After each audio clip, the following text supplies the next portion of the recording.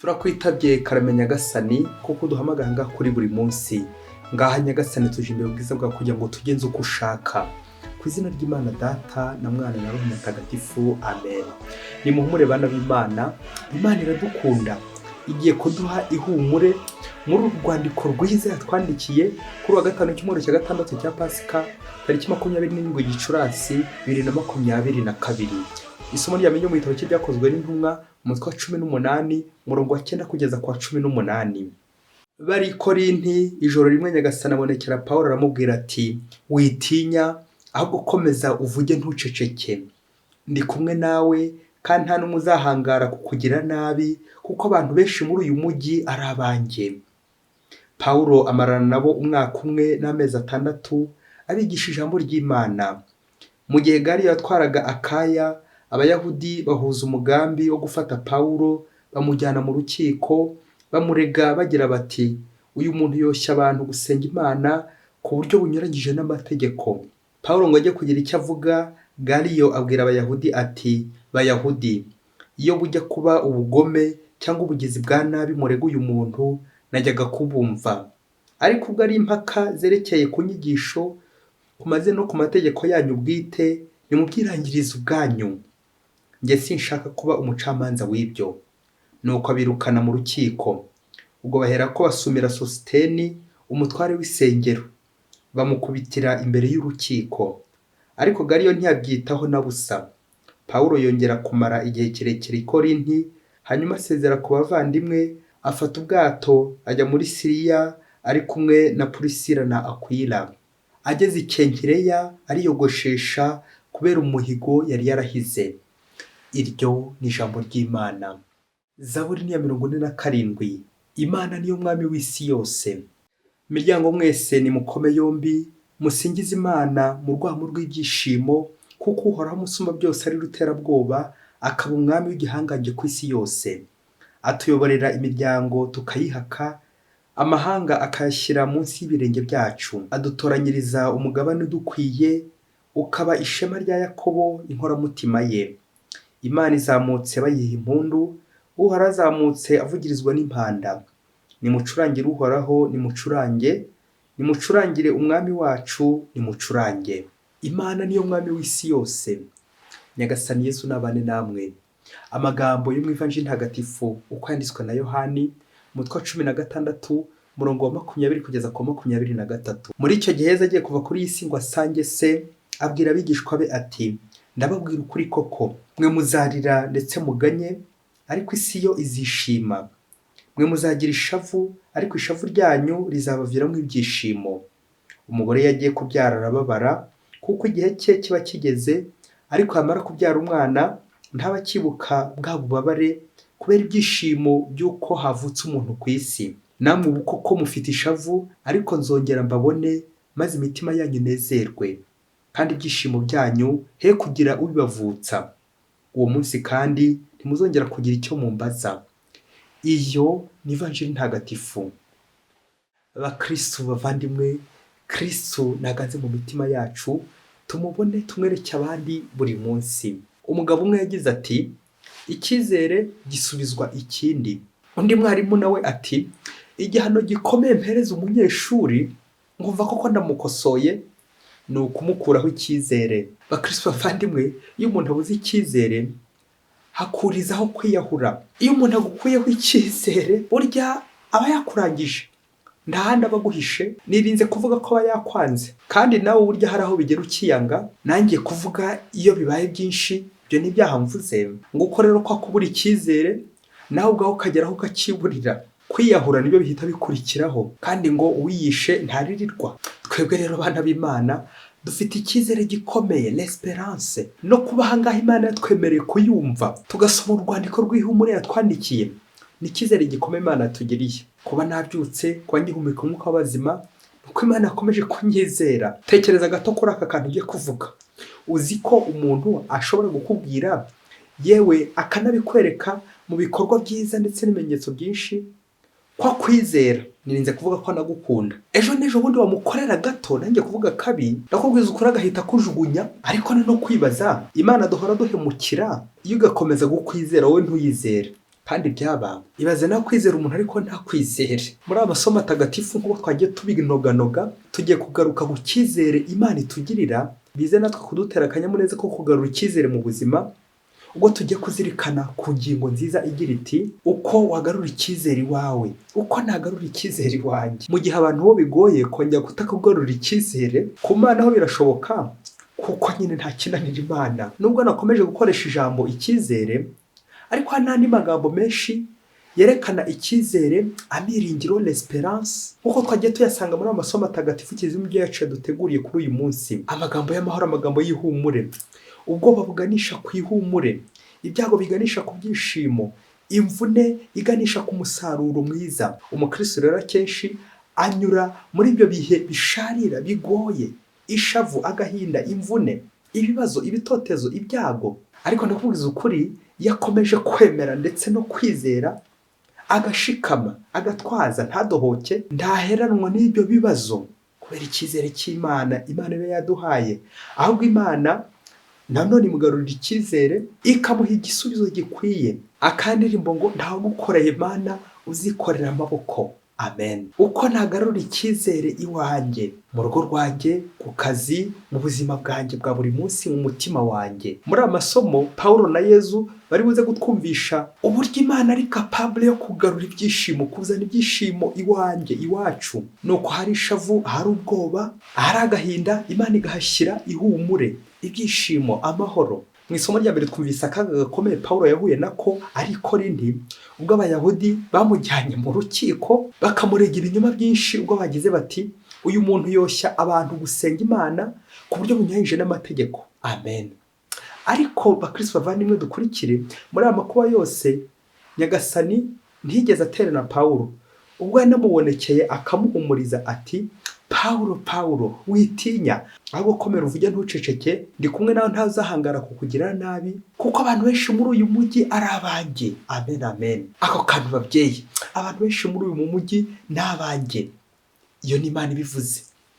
Iyi nteruro nayikunze cyane kandi iraryoshye pe, irimo umutekano usesuye. Ni nko kubwira ngo inzira ni nyabagendwa, mbega ihumure, mbega icyizere. Nk'ubu Imana ikagira icya ikavugira mu gihugu cyacu iti abantu benshi bari muri iki gihugu ni abanjye, ikongera ikavugira muri paruwasi yanjye, muri diyoseze yanjye, aho ntuye muri quartier, mu rugo rwacu, iti abantu benshi bari aha ngaha ni abanjye. Twaba dutomboye pe, mbega icyizere kiri aha ngaha. Kuba nanjye nabarirwa mu bana b'Imana bari muri kiliziya bahabwa Yezu, bityo intumwa z'Imana nka Paulo bakazi iwacu bakisanzura, bakazi iwacu batikandagira, bafite ibyiringiro yuko nyine bari kumwe n'Imana. Uzi kujya ahantu uri kwikandagira ufite isoni, ikimwaro. Urugero wajya nko ku rugo uzi ko baroga, nako warabyumvise gusa, ko baroga gusa ukaba warabyumvise. Nuko waguha nk'ibiryo ngo umusangire umwana wawe w'inshuti yawe, ukaba wakwirwarisha ngo ntujye urya inyama, cyangwa kubera ko ukunda inyama utazisiga, ngo ntawe usiga akaboga imusozi, nuko ugapfa kurya ariko nta peti ufite, wikandagira, ukebaguza, uri kwinenaguza ngo upfuye kurya. Nawe nyine urumva ko ari ugupfa nyine, ugaturya nkaho nyine ari utwanyuma utaziriza guhakurikira. Ariko ndakubwiza ukuri, iyo nta mahwa ari mu nzira ugiye kunyuramo, iyo nta bisitaza, ufite icyizere, ugenda neza amahoro kandi ukagerayo amahoro, kuko abantu benshi muri uyu mujyi ari abanjye. Ese muri abo benshi bantu b'Imana batuye ako karere, urwo rugo, baramutse babaye 100 waba urimo? Babaye 10 se waba urimo? Aha, abaye se ari umwe waba ari wowe, yaba ari yewe? Ibaze nanjye nibaze. Icyampa ngo Imana ikomeze abari igenga iwanjye, ikomeze nyizere, ndyame njye mu ihumure ryayo. Naba ntomboye. Nk'uko interuro za buri y'uyu munsi yabigarutseho iti Imana niyo mwami w'isi yose. Amen. Imana ikambera umwami wanjye, Imana ikaba umwami mu rugo rwanjye, mu mutima wanjye. Naba ntomboye. Yezu nawe twamwumvise ari kurema agatima intumwa ze, ababwira ibyiza biri imbere. Aha nacyo cyizere nyine ari kubabibamo. Ahangaha nyine muri ivanjiri ya none ari gutegura intumwa ze kwakira ibihe bitoroshye bagiye kunyuramo mu minsi igiye kuza, ubwo Yezu azaba asubiye kwa se atakiri kumwe nabo ku mugaragaro. Ubwo Yezu yagize ati mwe muzarira ndetse muganye, ariko isi yo izishima, muzagira ishavu, ariko ishavu ryanyu rizabaviramo ibyishimo. Amen, amen. Nakwibaza nti ko intore z'Imana, abayoboke b'Imana, baba Kristo tubona basenga cyane, akenshi ko tujya tubona nkaho bari mu gahinda, bazishima ryari? Bana b'Imana, tujye dutera imboni y'ijisho ko dukurikiye Yezu Kristo, uwo dukorera, uwo twemeye, tukamwitira Yezu Kristo nk'abakristo natwe. Icyamushimishije mu buzima bwe, ikimutera ibyishimo, ntabwo ari amafaranga, ntabwo ari uko yakiriwe nk'umutegetsi. Ni wa mutwe wa 10, umurongo wa 10 Ivanjiri ya Yohani, buri muyobozi wese yagombye gufata mu mutwe ndetse na muri muyoborwa. Yezu ati, naza no kugira ngo intama zanjye zigire ubugingo kandi zibugire busagambye. Amen. Rero bakristo bavandimwe, ibyishimo by'umwigisha wacu Yezu Kristo, uko ababara mu kigo cyacu, nuko yemera kwitanga ku musaraba akadupfira kugira ngo aducungure dukire, n'abamuyobotse by'ukuri koko. Imvugo n'ingiro n'uyu murongo w'umubabaro ubazanira ibyishimo. Yakora byo byagora abahakanyi kumva ukuntu mu mvune, mu gahinda, mu mibabaro, mu bitotezo haboneka connection, hakava isoko y'ibyishimo. Aha ni ya mbuto y'umugisha yera ku giti cy'umuruho. Bya bibazo bivamo ibisubizo kubera Imana. Yesu umwana w'Imana, ko wangiriye icyizere mu buzima bwanjye, njyewe nagarura nte icyizere natakaje mu rugo rw'abandi, mu rugo rwanjye aho mba, bityo nkomeze ntegure neza ejo hazaza imbere ari ryo juru ngiye uri gutegurira intumwa zawe. Ngo umunsi umwe hirya kure cyane muri Afurika, umugabo n'umugore bari barasezeranye imbere y'amategeko ndetse n'imbere y'Imana, ariko ntibacana uwaka. Aho umwe anyuze undi ntamukurikire, icyo umwe avuze undi akamuvuguruza akamupinga, bigera naho ibyo umwe yahashye undi ntabiryeho, mbese bagahora bahimana, bagahora mu macenga ku buryo bwose bushoboka. Ubwo abana nabo bava ku ishuri bagahora bigunze kuko ntabavugishaga. Ababyeyi babo babaga mu mirwano n'intonganya zidashira. Abana bakaba bagira ngo niko n'izindi ngo zose biba bimeze, ngo nibyo byiberayo, kuko ntibabonaga amahoro nyine iwabo. Ubwo ariko icyo bapfaga gikomeye cyane muri uru rugo ni imikoreshereze y'umutungo, aho umwe yikubiraga umutungo agasesagura uko ashaka kose, undi atabizi. Umwe akajya abona za konte ari vide, ariko kubera ko umwe yagiye ahima undi, bagahimana gutyo. Nuko umunsi umwe hafi yo gutemana, akaba abasheri batangira bitana joteme, bikaza kurangira bari kuvuga ndagutema. Nuko uyu mugabo n'uyu mugore baza kwiyemeza kujya gusaba agatanya ngo batandukane burundu, ubu tazongera gusubirana, aho kugira ngo bazicane. Nuko mbere yo gusaba ako kagabo k'amahane ka kirumira habiri,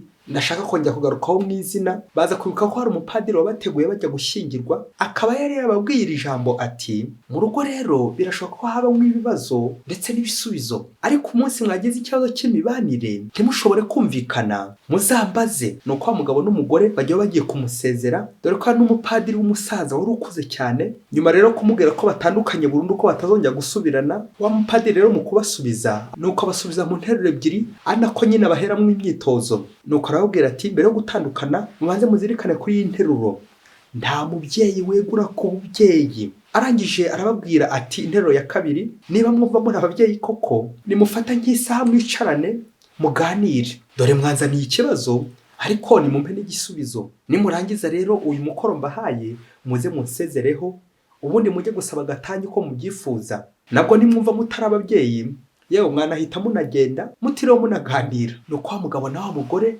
bibaza kuri iryo jambo umubyeyi, uko bari ababyeyi nuko bagiye kubyihakana.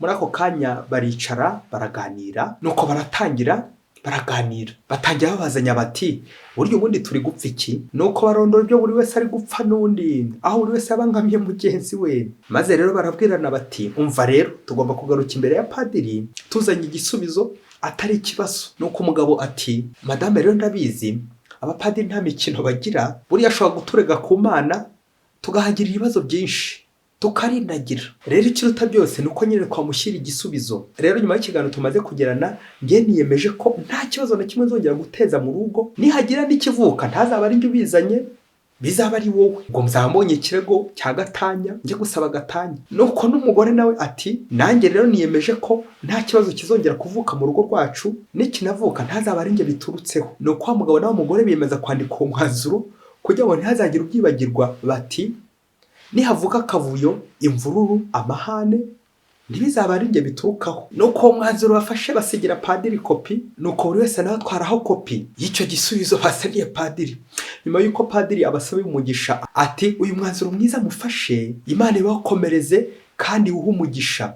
Nuko nihavuka ikibazo mu rugo rwanyu, ntibizaturuke ku mugore, ntibizaturuke no ku mugabo, ntibizanturukeho. Ndakubwiza ukuri, guhera ubwo ya famiye buri wese kugeza na n'ubu nta mvura irongera kurangwa muri urwo rugo. Kubera iki? Ntazaba ari njye biturukaho. Bana b'Imana, ngo urwo rugo shitani yaragiye kurindagiza yari yarigaruriye akarushyira mu kaga, kwiheba n'ibindi byose bibi, rwari rugiye gusenyuka zagatanya sinakubwira. Nuko Yesu akongera akarusanasana, akaruzura, icyizere kikongera kikaboneka, ibyishimo bikongera bikaza mu batuye urugo. Bitewe n'iki? Burya buri wese aramutse aranduye ifuti rye, akarandura akabike, agakuramo urwo ruhare rubi mu guteza imvuru n'amatiku, kuba umuhemu, ndakubwiza ukuri, icyizere cyahita kigaruka pe, kuko wasanga ari utera amatiku. Buri wese akarandura uruhare rwe rubi, abantu babana neza pe, ibyishimo byaza mu rugo. Icyacu ni ukwiyemera ngo uriya niwe ukurura ibi ngibi, uriya niwe munyamafuti, naho ngewe ngo ndi umwere. Ye baba we, kwishyira heza, ukumva buri gihe ndi kwishyira heza. Hari umubyeyi wigeze abwira umwana we ati, mwana wanjye, niba nagufata ngo wibye iby'abandi, bizaba ari ukukubeshyera. Niba nagufunga, bizaba ari ukukubeshyera pe. Aha nawe muvandimwe, niba kuvugaho ingeso mbi runaka, ubusinzi, ubusambo, ubusambanyi, ubukozi bw'ubwo aribwo bwose, byibuze bizaba ari ukukubeshyera. Aho ngaho birumvikana uzaharonka inema nyinshi z'Imana, kuko n'abatotezwa ariko bigenda nyine bakaronka imigisha y'Imana. Bityo uzaba warangije gufata icyemezo uti, ifuti ryose aho rituruka rizava hano, ntirizava iwanjye, rizava ku rundi ruhande. Ndakubwiza ukuri, aho ngaho nyine uzaba wizeye Imana, uzaba nawe wifitemo icyizere, wisubije icyizere, wisubije agaciro, nk'uko kwihesha agaciro nyirizina, kandi ukagasubiza Yesu wakaguhaye. Yesu yaguhaye icyizere, nawe ukakimusubiza. Irindi somo nakura muri uru rugo rwari rugiye gushwana, rwari rwagiye gusaba agatanya, urwo ruri mu marembera, ni ukugisha inama. Burya ugira Imana abona umugira inama. Bya bindi by'uko nyine ntawe wegura ku mubyeyi, nta mubyeyi wegura ku mubyeyi. Inshingano z'umubyeyi babyeyi, uzi ko hari abantu tujya dukina mu bikomeye, akantu njye kuvuga cyo turonka dutatu. Akenshi mu bukwe, mu birori, dukunze kumva abantu badutumira bati, uzantahira ubukwe, uzambere marene, uzambere pare, uzambyara muri batisimu, uzamperekeza ngiye nko gushyingirwa, ngiye guhabwa amasakramentu. Nuko nanjye nkabyemera, narangiza tukarya tukanywa tukadabagira, twarangiza tukitahira. Iyaba nari nzi ukuntu ruriya rugo nari mperekeje ngiye guhana isakramentu yo gushyingirwa, tuba dufitanye igihango gikomeye. Burya rugize ibibazo byo gutane imishyamirano, burya abo bose bari babashoreye nabo barabibazwa. Sasa none se wari umuherekeje muri gatanya? Wari umuherekeje ikuzimu se? Cyangwa wari umuherekeje mu ijuru? Uzi guherekeza umuntu mu muriro ukuntu biryana? Biramurya naho bikakurya. Ibaze nawe aho uherekeje bagenzi bawe, bagiye mu kiliziya, bagiye mu rusengero, mu birori, nguko kugisha inama mu rugo. Ngibuka kureba padiri wambatije, padiri wanshyingiye, musenyeri wampaye ubupadiri, pare cyangwa marene bambyaye. Bityo ngo ngishe inama, ibintu bigiye kurabura, ibintu bigiye gucika, hatataba ari nge ikibazo cy'ubutane kizaturukaho, akaba ari nge imishyamirano iturukaho. Nanjye uyu munsi hamwe na Pawulo mutagatifu, Nyagasani ahumuriza agiye mu butumwa, kuko nyine abatuye umujyi abenshi ari abanyagasani. Nanjye nze kureba impande zose mu buzima, mu nguni zose nagaruramo icyizere, ihumure rya Nyagasani iwanjye, mu rugo rwanjye, mu mutima wanjye, maze ibihe by'amakuba, ibihe by'ibyago, ibibazo bimbera umwanya wo kwizirika kuri Yesu Kristo no kumwizera by'ukuri, kuko niyo gisubizo cy'ibibazo byinshi. Yesu niyo gisubizo cy'ingwa ziri mu marembera, Yesu niyo gisubizo cy'abashyamirana, Yesu niyo gisubizo cy'ibibazo byananiranye. Yesu ndakwizera buri munsi, Yesu ndakwizera buri munsi, Yesu ndakwizera buri munsi. Amen. Mwese Imana ibahe umugisha, Imana Data na Mwana na Roho Mutagatifu. Amen. Padiri Masumbuko Ladislas wa Diyosezi ya Cyangugu.